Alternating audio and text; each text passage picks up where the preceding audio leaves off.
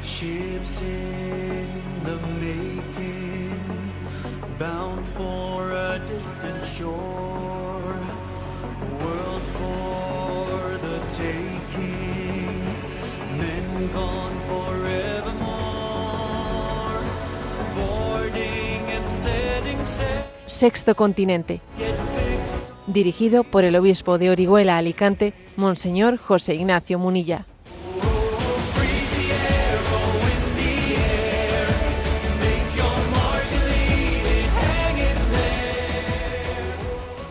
Un cordial saludo a todos los oyentes de Radio María. Un día más, con la gracia del Señor, nos disponemos a realizar este programa radiofónico llamado Sexto Continente, que lunes y viernes de 8 a 9 de la mañana, una hora menos, en las Islas Canarias, realizamos aquí en directo en Radio María España. Hoy es 16 de junio, ayer celebrábamos la solemnidad de la Santísima Trinidad. Es el domingo siguiente a la solemnidad de Pentecostés. Y en este día hemos tenido una buena oportunidad para reflexionar el sentido de que nosotros tantas veces repitamos al cabo de un día esa expresión: gloria al Padre, al Hijo y al Espíritu Santo. Comenzamos santiguándonos en el nombre del Padre, del Hijo, del Espíritu Santo. Pedimos bendiciones en el nombre del Padre, del Hijo, del Espíritu Santo. Repetimos la fórmula trinitaria con mucha frecuencia, sin darnos cuenta de la gran trascendencia que tiene para nosotros. Porque fijaros, somos monoteístas, sí, creemos en un único Dios, creador de cielo y tierra. Dios es todopoderoso, infinito, y sería absurdo pensar que hubiese dos dioses. Somos monoteístas, pero al mismo tiempo subrayamos que Dios no es solitario, no es solitario. Dios es familia. Y esto a nosotros nos cambia la vida. A ver si soy capaz de explicarlo. Esto nos cambia completamente la vida. Porque nosotros estamos hechos a imagen y semejanza de Dios. Y si Dios fuese solitario, nosotros seríamos completamente distintos a como somos. Nosotros hechos a su imagen y semejanza, si Dios fuese un ser solitario, pues seríamos un proyecto que comenzaría y terminaría en nosotros mismos. El valor máximo de nuestra vida sería la autonomía, la independencia. Pero es que estamos hechos a imagen y semejanza de un Dios que es trinitario, es Padre, Hijo y Espíritu Santo, que es comunión de amor. Y entonces eso a nosotros nos cambia la vida, porque está en nuestro ADN espiritual, el ser imagen y semejanza de un Dios comunión. Y eso nosotros nos supone que nuestra identidad consista en la comunión, Hemos sido creados para amar. El valor supremo de nuestra vida no es la independencia, sino que es la comunión. Entender esto es clave, si no, no nos entendemos a nosotros mismos. Claro, por eso el narcisismo sufre tanto, ¿no? Subrayemos esto. Por cierto, que este fin de semana, muy cerca de nosotros, desde donde estoy, desde esta diócesis en la que realizo este programa, pues hemos tenido un ejemplo más de esos desnortamientos que acontecen, ¿no? Y entonces están los medios de comunicación hoy dando noticia de que ayer, pues se realizó una autoboda, ¿no? Pues un político que es además el director general de diversidad del gobierno de Valencia, autonómico de Valencia, además supuestamente, ¿no? Pues de un gobierno autonómico que se supone que según las nomenclaturas políticas que suelen utilizarse, que yo no creo en ellas, pero bueno, según esas nomenclaturas es un gobierno conservador. Pues resulta que ayer dio la nota de realizar una autoboda, de casarse consigo mismo. Realizó toda una fiesta en la que dijo la vida y que juntó a todos sus amigos, muchos de ellos políticos, haciendo allí música, brindis, alegría, hasta lanzamiento de ramo, ¿no? Para decir, esta es mi autoboda, bien, yo me caso conmigo mismo. Bueno, pues esto es lo que hay. Esta es la crisis. Esta es la crisis que tenemos, señores. Es la crisis que tenemos. Porque nos hemos olvidado de que nuestra mayor identidad es la comunión, no es la independencia. Es que no estamos siendo conscientes de cuál es nuestro ADN espiritual. Si fuésemos conscientes de cómo es el don de Dios, que Jesucristo ha venido a revelarnos, porque sabemos que Dios es Padre, Hijo y Espíritu Santo por la revelación de Jesucristo. Entonces, obviamente nos entenderíamos a nosotros mismos, pero claro, es que como no estamos abiertos a la revelación de Dios, no nos entendemos a nosotros mismos, ¿no? Y caminamos a ciegas, claro. Caminamos a ciegas y conduciendo al abismo también pues a la educación de las nuevas generaciones. Porque claro, si un ciego guía a otro ciego, pues tú verás qué es lo que pasa, ¿eh? Sexto Continente es un programa que tiene interacción con los que sois usuarios de redes sociales en Instagram y en Twitter a través de la cuenta @obispo Munilla, en Facebook a través de el muro que lleva mi nombre personal de José Ignacio Munilla. Los programas anteriores están a vuestra disposición tanto en el podcast de Radio María como en las plataformas de Spotify, de iVoox y en la plataforma de YouTube En Ti Confío. Deciros también que en la página web enticonfio.org pues podéis allí encontrar los programas anteriores, pero también desde allí se puede seguir en directo la emisión de este programa. Allí está el canal 24 horas En Ti Confío. Bueno, vamos adelante en el programa de hoy y voy a comenzar por hacerme eco de dos afirmaciones de Monseñor Luis Argüello, el presidente de la Conferencia Episcopal Española, pues que me han parecido luminosas, ¿eh? Una de ellas, la primera, de la cual se están haciendo bastante eco los medios de comunicación, realizada en una entrevista que ha tenido lugar pues en el diario ABC, en la que le preguntan por la situación que está viviendo España, ¿eh?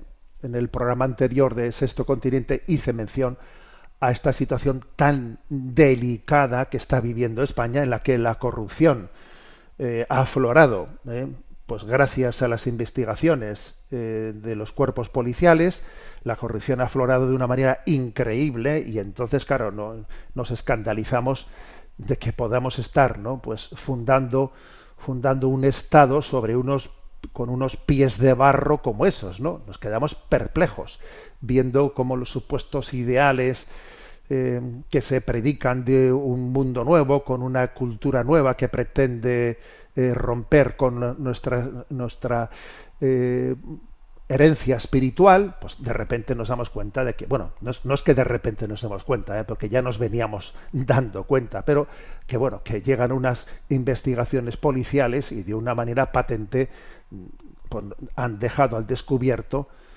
pues la situación de corrupción tan grande en la que vivimos, ¿no?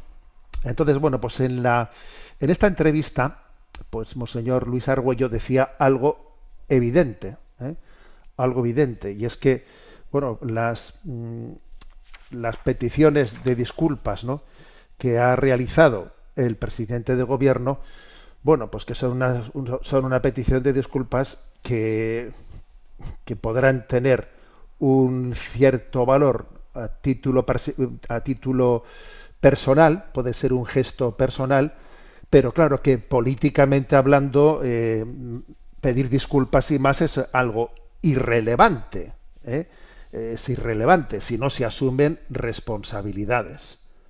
Porque claro, como subraya Monseñor Luis Argüello, no estamos hablando de algunas personas concretas, sino que estamos hablando que tenían grandes puestos de responsabilidad institucional y entonces, claro, hay que unas responsabilidades en el sentido de que a esas personas se les ha elegido, se les tenía que haber también vigilado, uno es responsable obviamente de las personas que tiene bajo su custodia, ¿no? Entonces hay que asumir responsabilidades. Hay una dimensión institucional en esta crisis. No es cuestión de que pido disculpas, que me he despistado. No, hay una responsabilidad institucional. Y entonces, ante este bloqueo, porque hay un bloqueo institucional, parlamentario, en el propio Ejecutivo, hay un intento de dinamitar la separación de poderes, un intento de controlarlo todo, pues Monseñor Luis Argüello dice algo que es bastante obvio, que ante una situación como esta, pues en democracia la salida más evidente es dar voz a los ciudadanos. A ver, no decíamos que creíamos en la democracia. Bueno, pues entonces demos voz a los ciudadanos, porque el negarse a tal cosa, el emperrarse en mantener la actitud, ¿no? Esa actitud de aferrarse al poder por encima de todo, pues es que, claro, es trágica.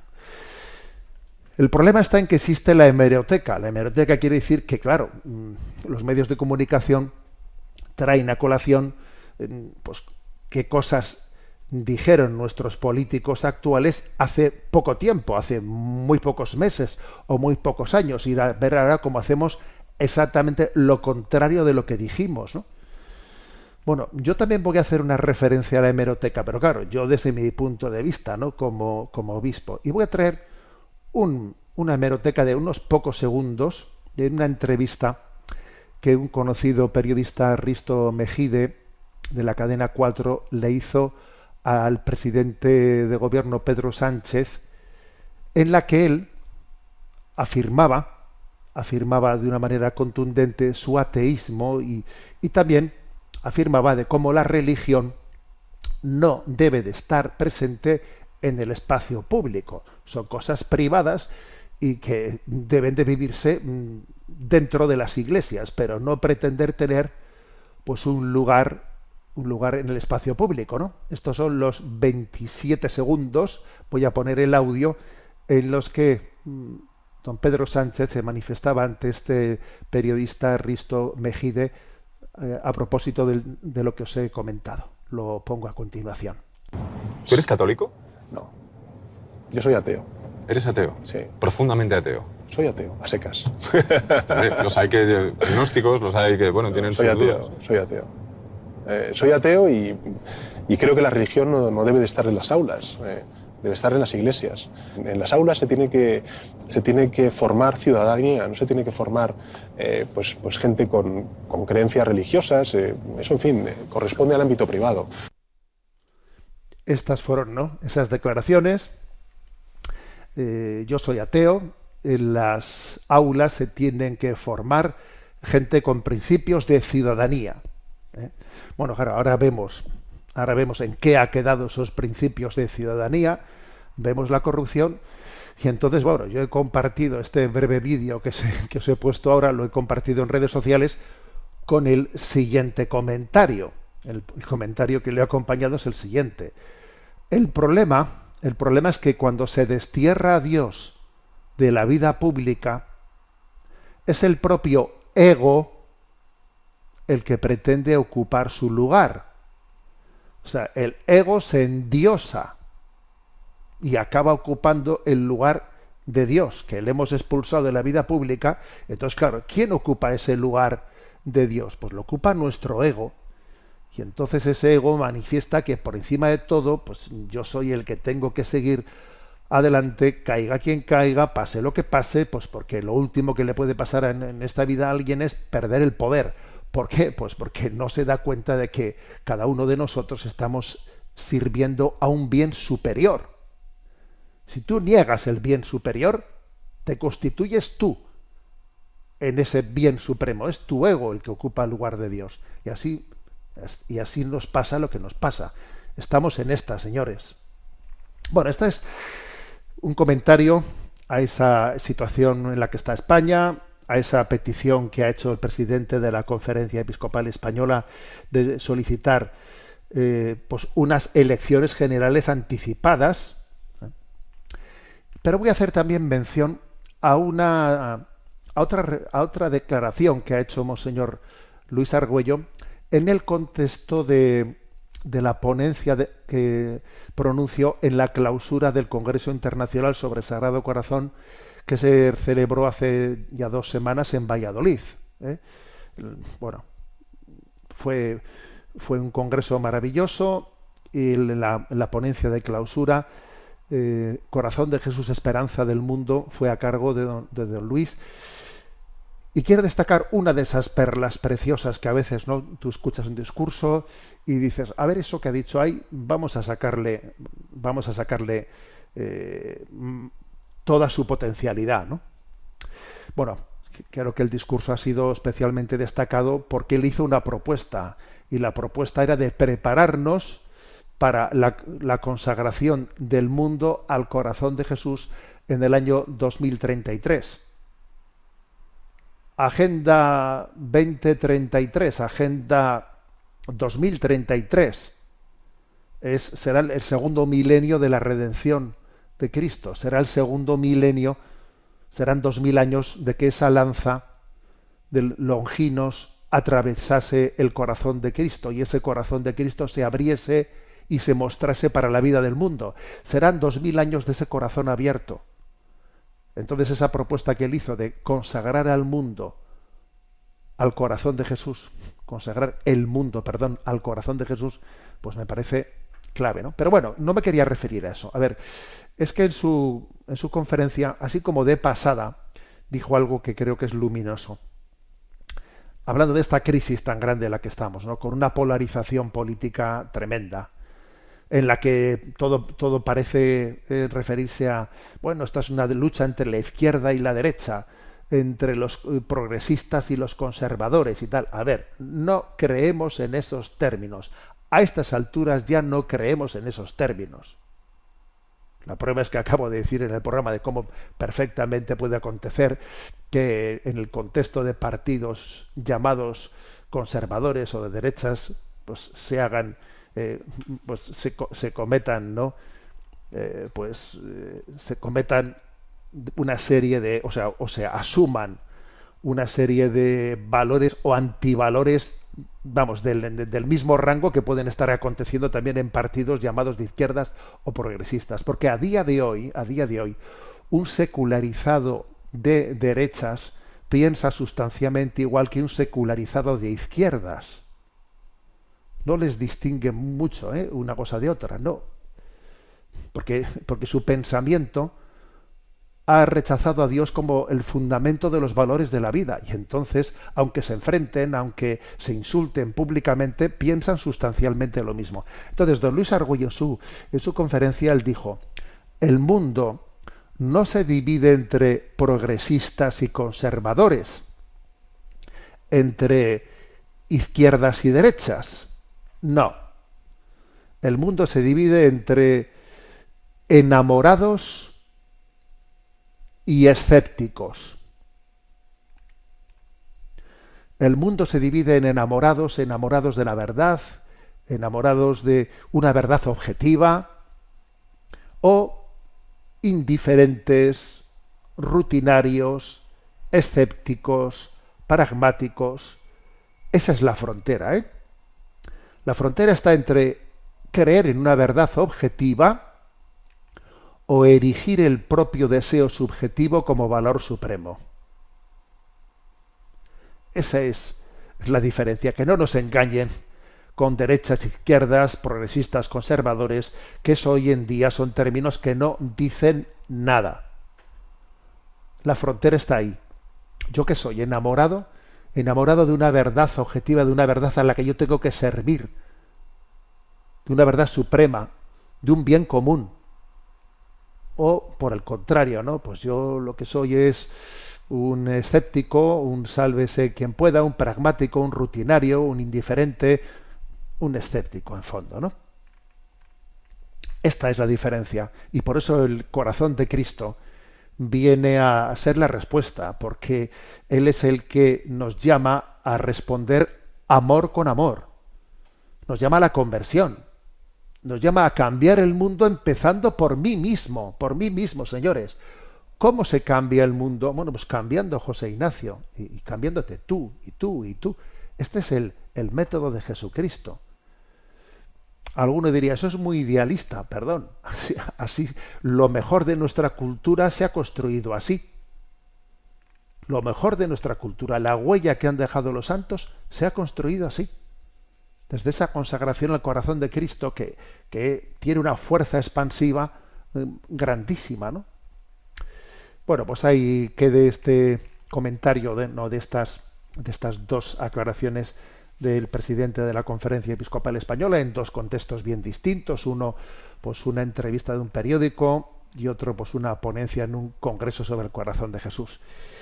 Y vamos a ir adelante en este programa.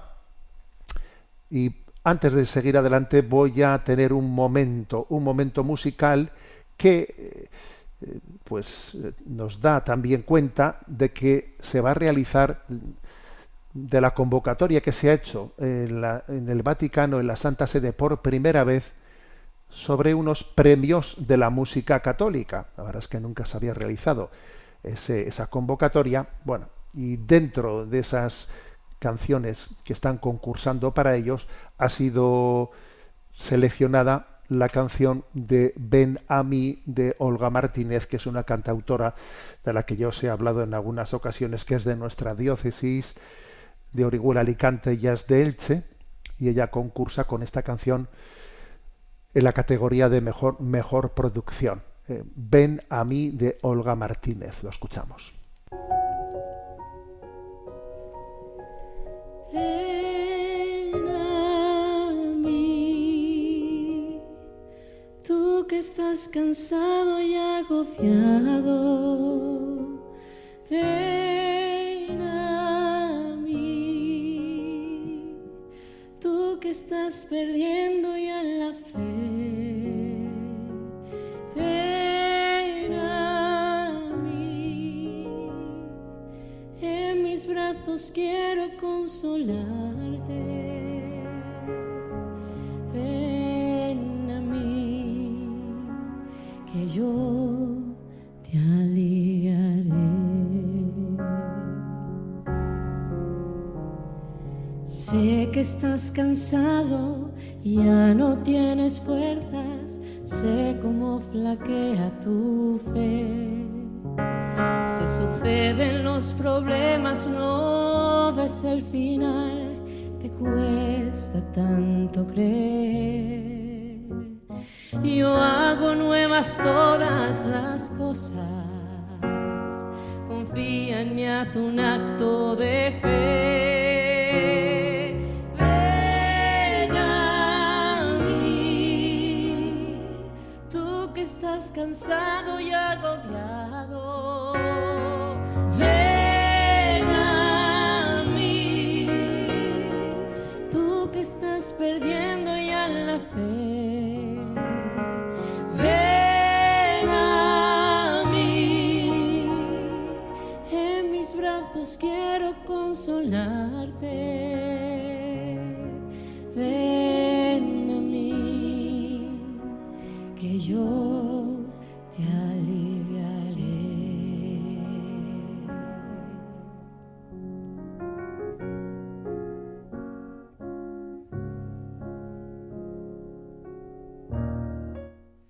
Ven a mí, que yo te aliviaré. Venid a mí los que estáis cansados y agobiados, que yo os aliviaré.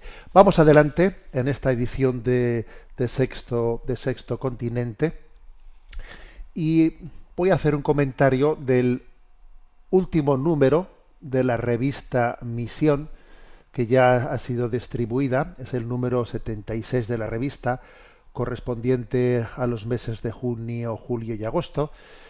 Esta es una revista que está a vuestra disposición, tanto online como además también es una revista de suscripción gratuita en papel. Bueno, he hecho referencia a ella pues en varias oportunidades, como también a la revista de La Antorcha de la CDP. Bueno, hay ciertas publicaciones que son interesantes, ¿no? Pues porque intentan abordar, ¿no? Intentan abordar determinadas cuestiones en las que esa proclamación de la palabra, esa evangelización incide, ¿no?, en la transformación de nuestra sociedad. Bueno, en definitiva, que me estoy enrollando, que el último número tiene como titular Pequeños gestos, grandes cambios, y aborda el tema de los buenos modales, fijaros bien, de los buenos modales, como una llave maestra para cambiar el mundo. No solemos hablar mucho, ¿no?, del tema de los buenos modales, pero me parece que también es importante subrayarlo, como también el cristianismo se traduce en buenos morales. No es que el cristianismo tenga como objetivo primero los buenos modales. De hecho, yo creo que si por algo se caracteriza la pedagogía cristiana, no es por abordar en primer lugar los buenos modales, sino por abordar la transformación del corazón, cambiar al hombre por dentro. Y cuando acontece ese cambio interior, claro, pero eso tiene consecuencias externas en los modales, claro. Los buenos modales son el aceite que hace que el motor de la sociedad pueda rodar convenientemente, ¿eh? Se dice en este número de la revista. Estamos en una cultura narcisista del yo, ¿eh? Y entonces, claro, estamos llamados a cambiar de chip. Los buenos modales nos ayudarán a mostrar la excelencia del sacrificio por el bien común, que eso es netamente, genuinamente cristiano, ¿no? Y para poder llevar adelante esta educación en los buenos modales, será importantísimo que nuestros hogares sean luminosos, atractivos, en los que se transmitan esos modales, ¿no? Dentro de esta revista, dentro de este número, se recogen algunas aportaciones del psicólogo estadounidense Alex J. Packer, ¿no?, en las que él, ¿qué es lo que propone?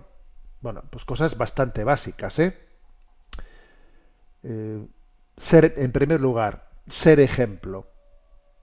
A ver, los padres, mejor dicho, los hijos aprenden a tratar a los demás viendo cómo lo hacen los padres, viendo cómo lo hacemos nosotros.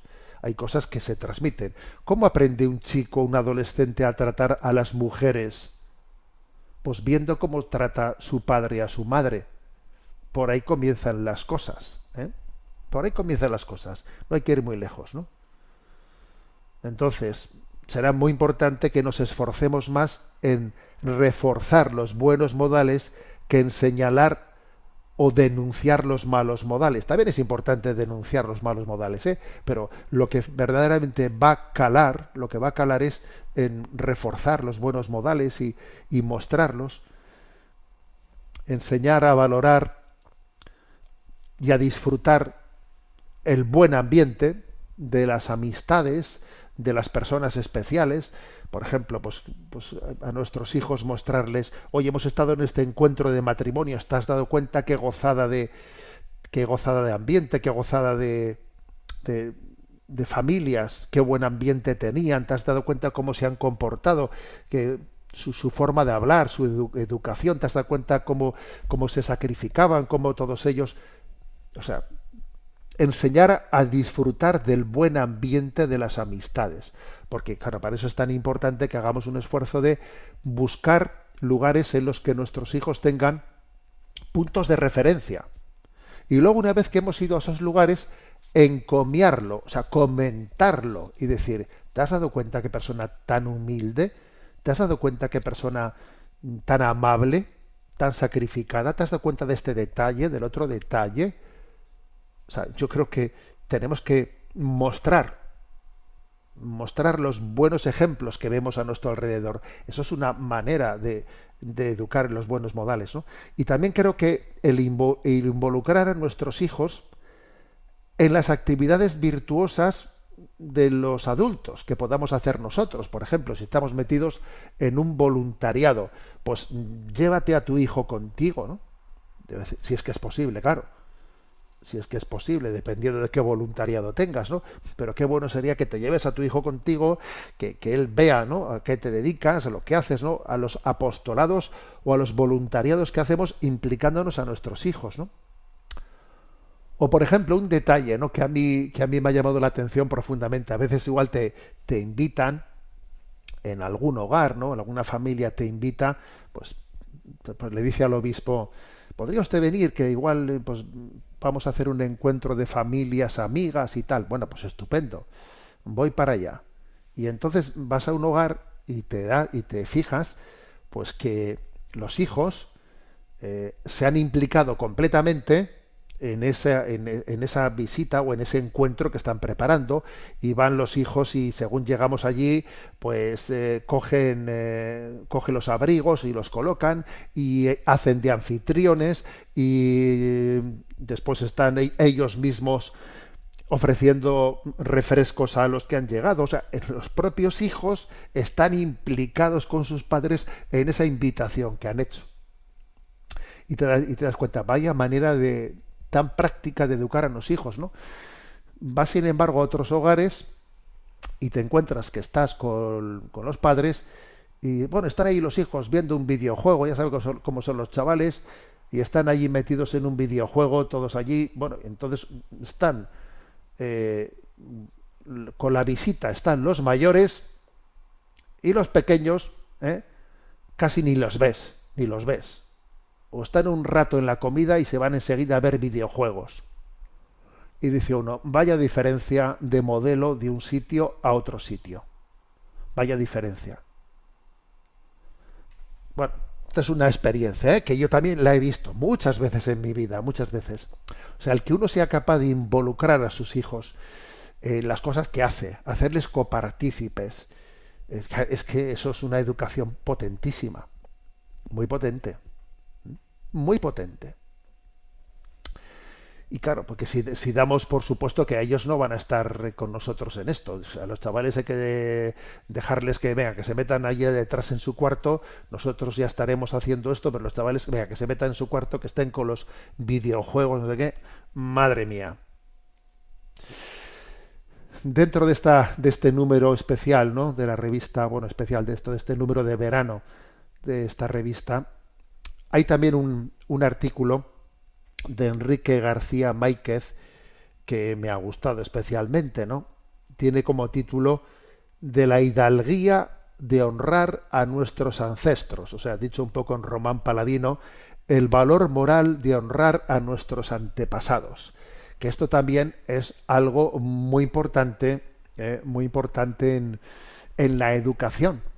En la educación de los buenos morales, cómo honrar a nuestros antepasados. De esto, en este programa a mí me habéis oído mucho, ¿no? Por eso me ha gustado especialmente este artículo, porque ante la crisis de valores existente, ante la crisis de desvinculación, ante ser unos náufragos espirituales, ¿no?, pues es imprescindible proponer modelos verticales en una sociedad que ha apostado por la horizontalidad.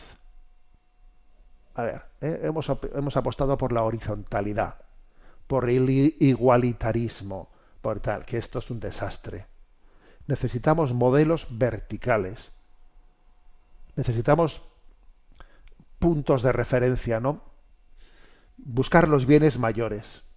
Buscar referentes de los que sentirnos orgullosos, para poder generar en nosotros pues una conciencia de ser herederos, que tenemos que luchar por estar a la altura de nuestros mayores. Entonces, me estoy refiriendo a nuestra propia familia, pero también a los modelos de nuestra historia y de nuestra cultura, porque claro, no únicamente estamos perdiendo la herencia en nuestras familias, que ya casi ni tenemos ni idea de quiénes fueron nuestros abuelos, bisabuelos, tatarabuelos. O sea, hemos perdido, ¿no?, la conciencia de la historia familiar, sino que también eso pasa en la cultura, en la historia, ¿no? Vamos, es una especie de cultura de la cancelación, un suicidio espiritual que hace una lectura de nuestra historia desde las leyendas negras. Nos avergonzamos de nuestra historia, de nuestras tradiciones. Entonces, claro, todo eso ¿qué es lo que hace? Que tú, en vez de considerarte un heredero de unos referentes verticales para ti, que son pues algo de lo que te sientes orgulloso y de que luchas por coger el testigo que te han transmitido, en vez de eso, pues te conviertes en un náufrago, en un sobreviviente, y que está buscando pues puntos de referencia de horizontalidad en vez de verticalidad. Y claro, creer en estos valores verticales, o sea, admirar a quienes te han precedido, a los santos, a los grandes líderes, a tus antepasados, eso te preserva, es un buen antídoto frente a ser un vanidoso, un soberbio, que vive engañado con el ideal de que un hombre se hace a sí mismo. Nosotros no nos hacemos a nosotros mismos. Somos herederos. Herederos. Nos sabemos en deuda con nuestros progenitores, ¿no? Y por lo tanto la gratitud debe de ser nuestra actitud predominante. La gratitud. Sentirnos orgullosos, ¿no?, de pertenecer a una familia. Y no hace falta para ello, por supuesto, ¿no?, tener una ascendencia aristocrática, ni mucho menos, ¿no? Hablarles a nuestros hijos de las virtudes de nuestros mayores. Contarles los relatos de las situaciones difíciles que vivieron, ¿no? Contarles las historias en las que nos podemos sentir identificados y motivados. Eso es tan importante. Es tan importante. De hecho, esto para mí ha sido un pequeño hallazgo, ¿no?, que os comparto leyendo el número de la revista. De hecho, históricamente esto ha sido así. La cultura del Imperio Romano, los romanos empezaron construyendo sus hogares sobre las tumbas de los antepasados. Yo esto lo desconocía. O sea que hacían las casas sobre las tumbas de los antepasados, para dejar claro dónde radicaban los cimientos morales. Claro, luego por razones sanitarias evidentes se fue cambiando esta costumbre por las pestes y tal, ¿no? Pero, aunque ya no se hacían las casas sobre las tumbas, se guardaba en cada casa un altar en recuerdo de los antepasados. Entonces, claro, yo me hago una pregunta. ¿Tenemos nosotros en nuestros hogares los cuadros, fotos y recuerdos de nuestros abuelos, bisabuelos? ¿Los tenemos? Por cierto que en los diseños estéticos de los nuevos hogares, en este estilo minimal que está tan de moda, ¿no?, yo nunca he visto en esos diseños, ¿no?, de estéticos, pues un lugar en el que estén las fotos de los abuelos, bisabuelos, nada. Les rendimos el homenaje del recuerdo, recontamos sus viejas historias, aunque solo sea para cumplir con el cuarto mandamiento: honrarás a tu padre y a tu madre, ¿no? Y claro, pasa lo siguiente, que una parte importante del orgullo de pertenecer a una familia es que a través de ella se pertenece a un pueblo, a una patria, a una civilización. Y hay algo peor que perder la herencia de los bienes materiales. Hoy en día hay una protesta muy generalizada, y yo creo que con toda la razón, pues por el hecho de que haya un impuesto a las sucesiones, ¿no? O sea, resulta que tus padres te dejan un dinero o unos bienes en herencia y tú tienes que pagar impuestos al Estado por eso. O sea, me parece que es tremendo. O sea, que mis padres me dejan una herencia, un dinero, y yo ese dinero no lo puedo recibir, sino que se mete el Estado de por medio y me va a cobrar impuestos. Me parece... Pero es que hay algo peor que esto, ¿eh? Hay algo peor que esto, que no es perder la herencia de los bienes materiales, que es perder el patrimonio espiritual de nuestros antepasados y de la civilización que construyeron.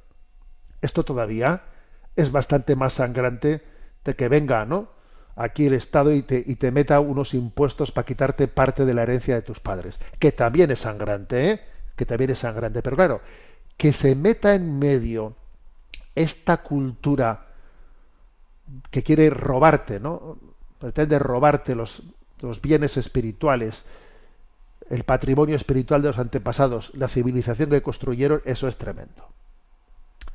Entonces, pues señores, tenemos que pasar a la acción, consejos prácticos consejos prácticos, pues que nuestros hijos vean cómo nos amamos, cómo nos respetamos, cómo queremos a nuestros mayores, la veneración y admiración que les tenemos. Ya perdonaréis que me repita, pero es que a mí me parece que es clave que en una familia exista una veneración y admiración a sus antepasados. Enseñar a nuestros hijos a respetar el gran patrimonio espiritual, relatos guardados en la memoria de la familia, aniversarios, películas clásicas, museos, novelas, cosas que nos ayuden a meternos en el tiempo en el que vivieron. Si no, parece que tú has nacido ahora y que tú no eres un heredero. Tú eres un heredero. Y eso es lo primero de lo que tienes que caer en cuenta, ¿no? Y esto es una forma, estamos hablando de educar en los buenos modales, pero fijaros, es que esto en el fondo es una forma de educar en las grandes virtudes, es una forma de elevar las metas.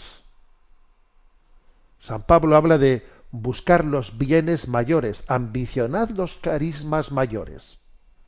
Entonces, una cosa que se subraya, ¿no?, en este número de esta revista, en el que se habla de pequeños gestos, grandes cambios, es como desde el cuidado de las pequeñas, ¿no?, de las pequeñas cosas, en el fondo estamos llamados a buscar bienes superiores.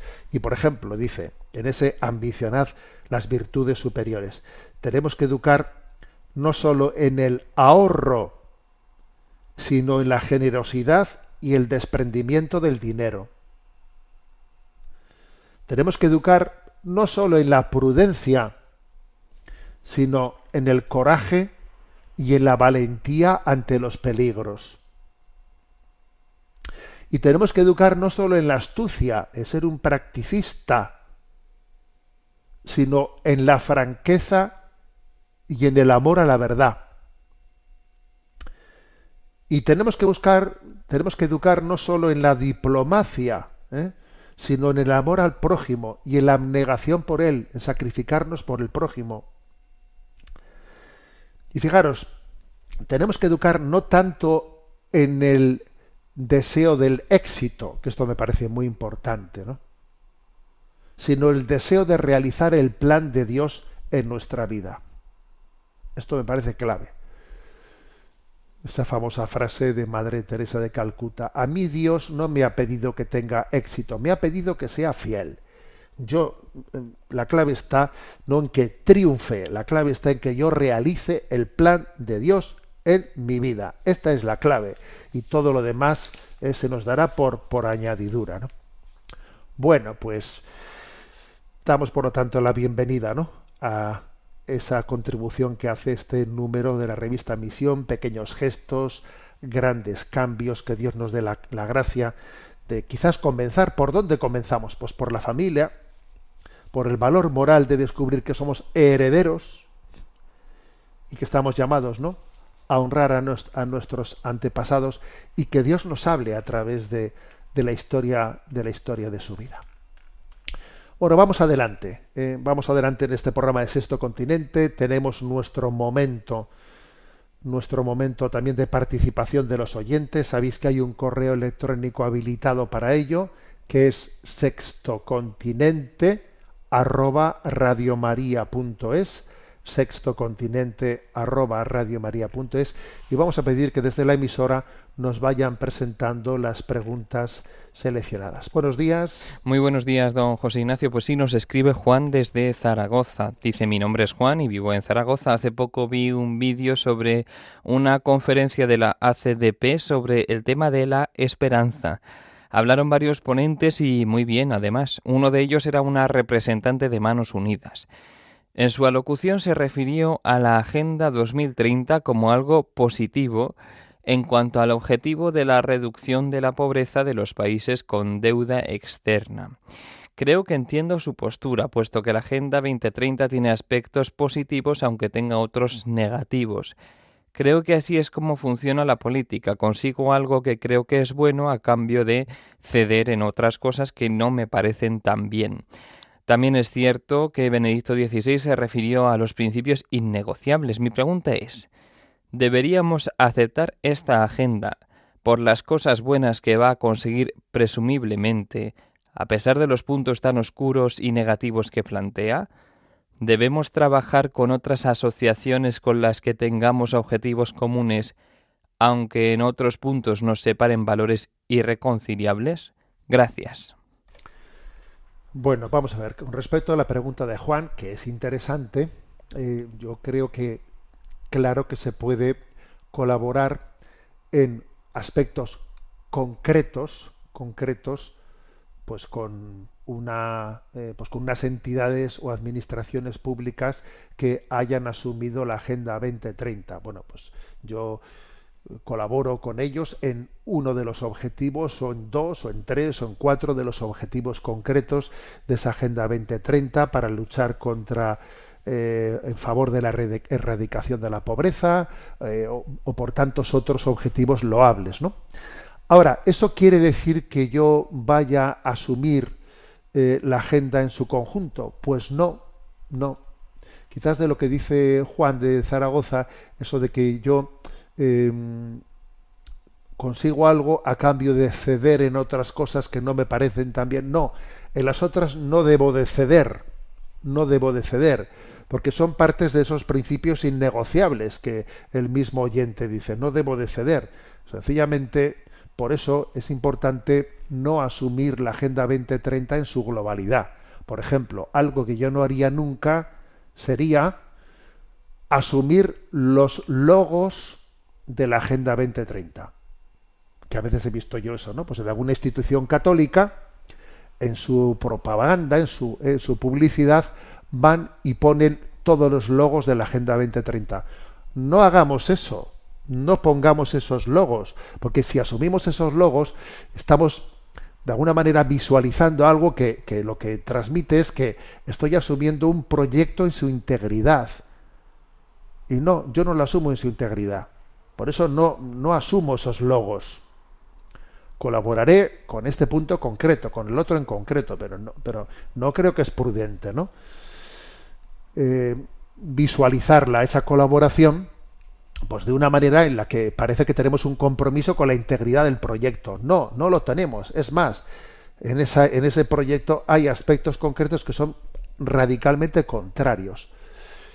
Por eso me parece que la clave está en discernir y también manifestar las cosas, porque a veces, como tenemos el riesgo de ser un poco, pues de ser un queda bien, claro, es mucho más fácil decir, pues como colaboramos con este aspecto y con el otro, que en vez de poner, claro, además de eso, añadir el poner el dedo en la llaga en qué aspectos, que son principalmente, ¿no?, pues el que pretende llevar adelante, pues con el control poblacional, etcétera, ¿no?, con la ideología de género.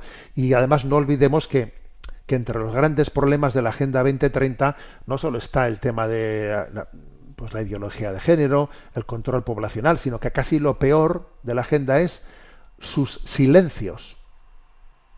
Que en una agenda ética que pretende, ¿no?, que parece que tiene una voluntad de totalidad, de globalidad, pues se olviden de mentar el tema de la familia, de la protección de la familia, del derecho de los padres sobre la educación de sus hijos, que no se mente la libertad religiosa, que no se mente a Dios, que el hecho de la dimensión trascendente del hombre quede totalmente cercenada. O sea que hay silencios que claman al cielo. Por eso nuestra colaboración en los puntos con los que estamos de acuerdo, pues claro que es legítima y claro que es adecuada, pero tiene que hacerse de manera que no nos prestemos a equívocos. Adelante con la siguiente pregunta. Nos escribe un oyente desde Guatemala. Monseñor, espero que se encuentre bien. Le saluda Raúl Ramírez de Guatemala. Tengo 29 años. Mi pregunta es al respecto de la teología del cuerpo. Si estoy enamorado y tengo relaciones antes del matrimonio, ¿en qué puede influir más adelante en mi matrimonio? Vamos a ver. Todo aquello que no está bien hecho, claro que va a tener influencias posteriores. la entrega, el abrazo sexual está reservado para los esposos que se han unido en alianza matrimonial por el sacramento del matrimonio, porque está expresando corporalmente ese compromiso, esa alianza que ha sido sellada por Cristo, en la que nos donamos plenamente el uno al otro. Es Cristo, en la alianza del sacramento del matrimonio, el que nos da la gracia para poder hacer alianza en nuestras vidas. La comunión entre nosotros no parte solo de un enamoramiento mío, sino que es la alianza de Cristo la que consolida nuestra entrega. Y entonces tiene pleno sentido la entrega sexual, que lo que hace es visualizar corporalmente esa alianza de amor que Cristo, con la que Cristo nos ha unido. Es verdad que nos hemos presentado a pedir esa alianza de amor partiendo de un enamoramiento que Dios ha sembrado en nosotros. Ojo, que el enamoramiento también lo ha sembrado Dios entre nosotros, pero es un enamoramiento que hay que discernirlo. Y el noviazgo es un tiempo de discernimiento. El noviazgo no es un tiempo para entregarnos el uno al otro plenamente, no, es un tiempo para discernir sobre si se dan las circunstancias, para que ese enamoramiento pueda consolidarse en una entrega plena y definitiva que es el matrimonio. Por lo tanto, el noviazgo es tiempo de discernir.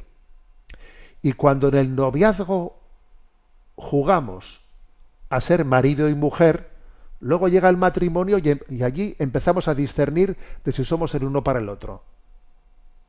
Si hacemos del noviazgo tiempo de entrega, luego del matrimonio comienza a hacerse tiempo de discernimiento y vamos fatal.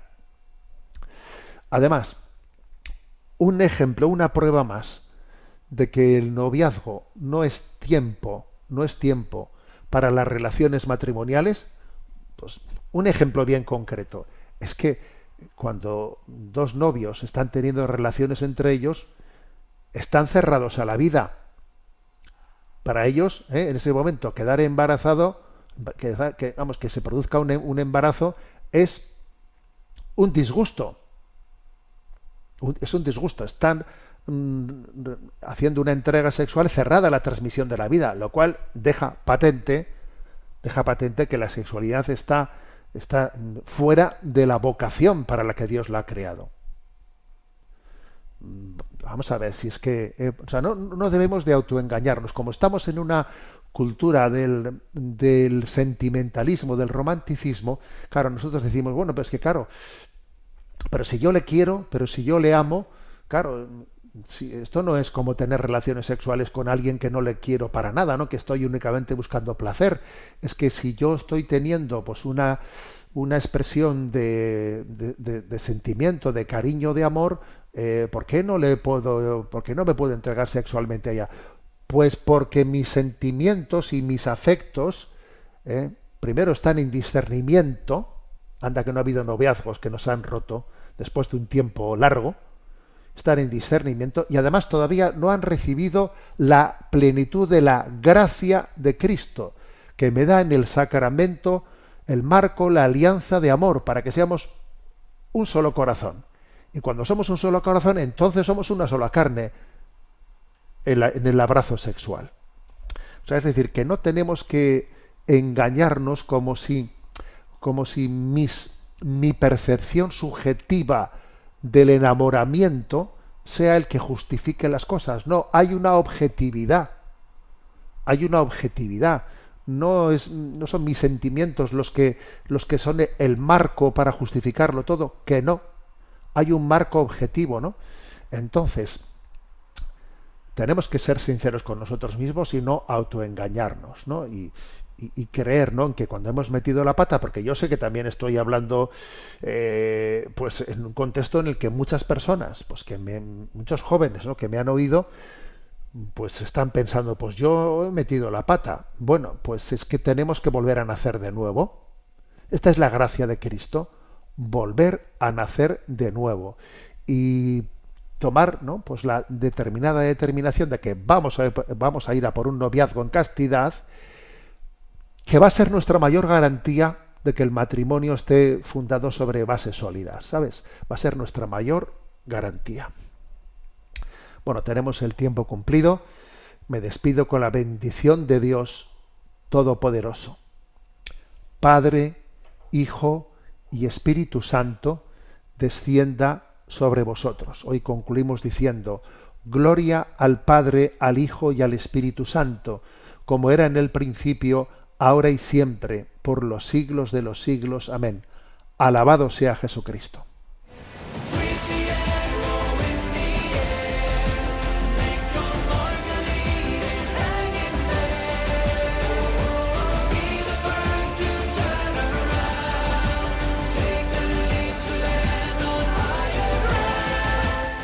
Finaliza en Radio María Sexto Continente, dirigido por el obispo de Orihuela Alicante, Monseñor José Ignacio Munilla.